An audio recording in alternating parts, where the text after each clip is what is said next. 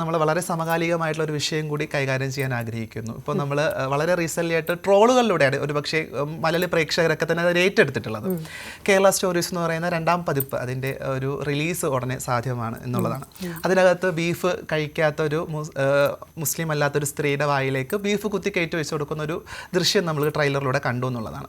കേരളത്തിൻ്റെ അകത്ത് ഇങ്ങനെ ഒരു സംഭവം നടന്നിട്ടുണ്ടോ എന്ന് ചോദിച്ചു കഴിഞ്ഞാൽ ഒറ്റപ്പെട്ട സംഭവം പോലും നടന്നിട്ടില്ല എന്ന് നമുക്ക് എടുത്തു പറയേണ്ടി വരും. കാരണം അങ്ങനത്തെ ഒരു പ്രശ്നമോ അങ്ങനത്തെ ഒരു വിഷയമോ നാളിതുവരെ നമ്മൾ ഒരിടത്തും കണ്ടിട്ടുമില്ല, കേട്ടിട്ടുമില്ല. ഒരു പക്ഷേ അങ്ങനെ സംഭവിച്ചിട്ടുണ്ട് എന്ന് വേണമെങ്കിൽ ഒരു ഊഹം മാത്രം പറയാനേ സാധിക്കത്തുള്ളൂ. പക്ഷേ സംഭവിച്ചിട്ടില്ല എന്നുള്ളത് വളരെ വ്യക്തമാണ്.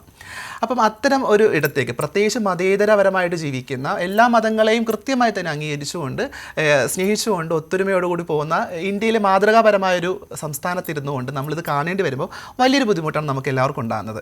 പക്ഷേ അതിന് ട്രോളിൽ എത്തുന്ന സമയത്തൊക്കെ തന്നെ ഇവിടെ ബീഫിന് വേണ്ടി അടി ഉണ്ടാക്കുന്ന ഒരു കൂട്ടം സുഹൃത്തുക്കളായിരിക്കും നമുക്ക് ചുറ്റുമൊക്കെ ഉണ്ടാകുന്നത്. ഞാനൊക്കെ വളരെ ആസ്വദിച്ച് കഴിക്കാൻ ആഗ്രഹിക്കുന്നതും ബീഫും പൊറോട്ടയുടെ കോംബോ ഒക്കെ ആയിരിക്കും. പഴംപൊരി വിട്ടുപോരുത്. തീർച്ചയായിട്ടും അങ്ങനത്തെ ഒരു ട്രെൻഡ് കൂടി ഇപ്പോൾ നടന്നിട്ടുണ്ടെന്നുള്ളതാണ്. പഴംപൊരിയുടെ കൂടെ ബീഫ് കഴിക്കാം എന്നുള്ള ഒരു പുതിയ ആശയം കൂടി മുന്നോട്ട് വെച്ചത് കേരളത്തിനകത്താണെന്നുള്ളത് നമ്മൾ ചൂണ്ടിക്കാണിക്കണം.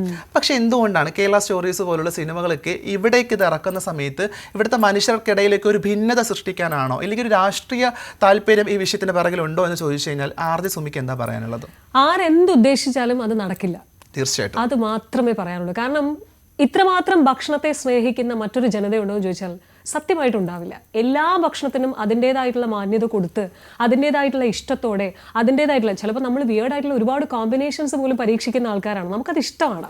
അപ്പം അങ്ങനെ നമ്മൾ പരീക്ഷിച്ച് ഗോദ സിനിമയിലൊക്കെ വന്ന ആ കോമ്പിനേഷൻ ഇന്നും അത് ആലോചിക്കുമ്പോൾ നാവിൽ വെള്ളം വരാത്ത മലയാളികളുണ്ടോ എന്നുള്ളൊരു ചോദ്യമാണ് എനിക്ക് ചോദിക്കാനുള്ളത്. അതുകൊണ്ട് സന്തോഷ് പണ്ഡിറ്റ് ചോദിച്ചതുപോലെ പലർക്കും ആവിഷ്കാര സ്വാതന്ത്ര്യമുണ്ട് എന്നുള്ള രീതിയിൽ ഈ സിനിമയെക്കുറിച്ച് 10 പേര് സംസാരിക്കണം. ഇതായിരുന്നു ഇതിൻ്റെ ഉദ്ദേശം എനിക്ക് തോന്നുന്നു.